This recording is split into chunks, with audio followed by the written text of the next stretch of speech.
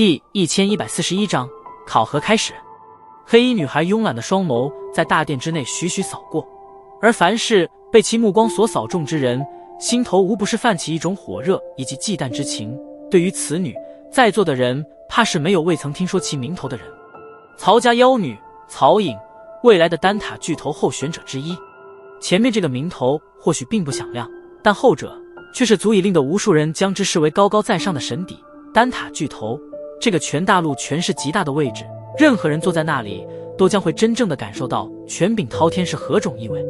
丹塔，大陆所有炼药师心中的圣地，甚至可以毫不客气地说，丹塔的巨头便是无数炼药师心中的精神领袖。丹塔的号召力毋庸置疑，而这种号召力则是完全取决于丹塔巨头的意愿。曹颖，曹家有史以来最为杰出的天才，丹塔三巨头之一亲传弟子。按照他如今的发展趋势，100年之后绝对有可能成为丹塔巨头的候选者，甚至机缘之下还能将那所谓的候选者名额剔除而去。而到时候她便是将会成为丹塔建立以来最为年轻的女巨头。对于一名成就如此之高的女子，她头顶上的那种耀眼光环也的确足以让大殿之内的众人为之仰望。黑衣女子视线在场中扫过，并未在其他人身上扫过，而是一扫之下便是顿在了丹家席位之上。当然她的目光也并非是望向那温润儒雅的丹轩，而是其身旁那名柔柔怯怯的少女。似是感应到曹颖的注视，那名少女黛眉也是微微一蹙，目光与前者交织了一下，便是躲闪了开去。见状，曹颖脸颊之上浮现一抹妖娆笑容，莲步轻移，便是对着曹家席位行去。在其身后，一行曹家之人紧随而上。而在这些人中，萧炎也总算是见到了一个熟人，曹丹。此刻的曹丹也正紧紧地跟在曹颖身后，低垂的目光偶尔会瞟向前方那道诱人倩影，眼中有着许些掩藏得极深的爱欲之情。萧炎的目光在曹丹身上略作停留，便是转到了他身旁的另外一名身材略有些壮硕的男子身上。此人面目肃然，双眉颇浓，给人一种极为严厉的感觉。他是唯一一个站在曹颖身后依旧没有感到半点压力的曹家男子，想必此人便是那曹休了吧。萧炎缓缓收回目光，这三人算是代表了曹家年轻一辈的顶尖力量。当然那曹颖的话，恐怕即便是曹家的一些老家伙都是只能在他面前黯然失色，这等妖女实在是非人力可以匹敌。曹颖带领着曹家在大殿之内众多目光的瞩目下，对着那曹家席位行去。在途经丹家席位时，前者脚步终于是微微一顿，偏过头，美眸凝视着那名柔弱少女，嫣然一笑道：“丹晨妹妹，好久没见了呀。”对于曹颖的问候，那名被称为丹晨的少女也是轻轻地点了点下巴，并没有说太多的话。没想到你这次也来了，想必是因丹会而来的吧？哥哥，丹家也太下血本了一些，难道是想将这次的丹会冠军揽入怀中？曹颖掩嘴低声笑道。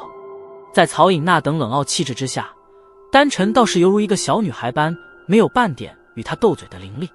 曹颖小姐倒是说笑了，这届的丹会冠军恐怕是非你莫属，其他人可是没那等资格。在丹晨面前的丹轩微微一笑，接过了话头道：“你倒是会说，但可别想因此便让我放松。”对于丹轩的话，曹颖倒是不置可否，美眸盯着丹晨，轻声道：“不过我也很想知道，2年不见，你比起当年强了多少？那个境界，不知道你有没有彻底踏足？”在提起炼丹之事时，丹晨这次再没有那种柔弱，犹如换了一个人般，眼睛凝视着曹颖，道：“我也想知道。”对于丹晨的突然变化，曹颖倒是没有什么意外，反而是一笑，轻点了点头，玉袖轻挥，便是转身对着曹家席位之上行去。在中途经过叶家席位时，连脚步都是未曾有过停留，径直便是行入席位，在那最前方的位置徐徐而坐。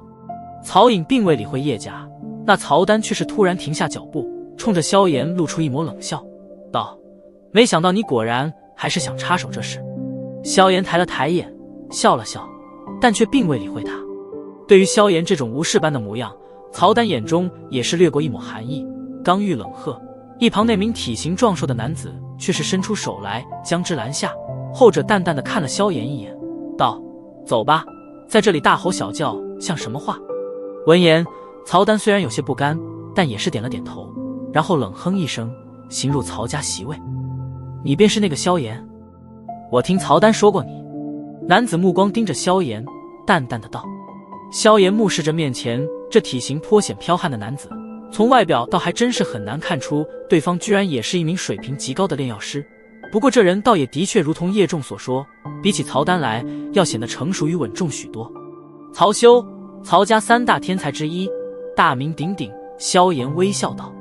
天才说的可不是我这类人。曹休目光盯着萧炎，然后看了一眼一旁的叶仲等人，缓缓的道，你水平不错，但想要挽救叶家恐怕是很难，希望你不要将自己给扯进一些泥潭内去了。多谢忠告。萧炎笑道。曹休点了点头，也不愿再多说什么，转身便是走进一旁的曹家席位。这家伙果然不是曹丹那种头脑简单容易冲动的家伙可比啊。萧炎望着曹休的背影，伸了一个懒腰，低声道。曹休的炼丹天赋其实并不比曹丹好，但他的成就却是比曹丹更强。叶仲点了点头，叹道，此人毅力极强，曹家有他与曹颖，的确很幸运。大哥，你跟那家伙有什么好说的？你这次可要帮我报仇，只要别让那小子进入前3，那叶家就完蛋了。曹善望着那坐在身旁的曹休，有些不满的道。曹休瞥了他一眼，淡淡的道，此人不简单，能胜你我倒是并不意外，此次说不定他还真的是能够进入前3，也是一名7品中级的炼药师，如此年纪到达这一步，而且看起来也没有寻常年轻人的盛气凌人，显然心性不错。此次考核他若是能够进入前3，的确不奇怪。坐于首位的曹颖修长雪白的玉手把玩着一枚圆润玉珠，听得两人的谈话，他并未回头，只是随意的道。闻言，曹丹更是有些不快，似乎是不满他二人将萧炎看得那般高，但对于曹颖，他倒是不敢多说什么，因此只能闷闷吞下嘴中的话语。在曹家之人入席之后，大殿之内的地面突然缓缓地震动起来，五方家族席位犹如一块块活动地板般的后移而开，转眼间大殿中央便是出现了一块极为宽敞的广场。在广场出现时，一名精神抖擞的白发老者缓步而出，然后在广场中心停下脚步，目光缓缓扫过场中，笑了笑道，既然五大家族都已到齐，那么老夫也不多话了，这届的考核还是由我主持，各位应该没意见吧？哥哥，圣长老，以您在丹塔的身份地位，还有谁敢质疑你？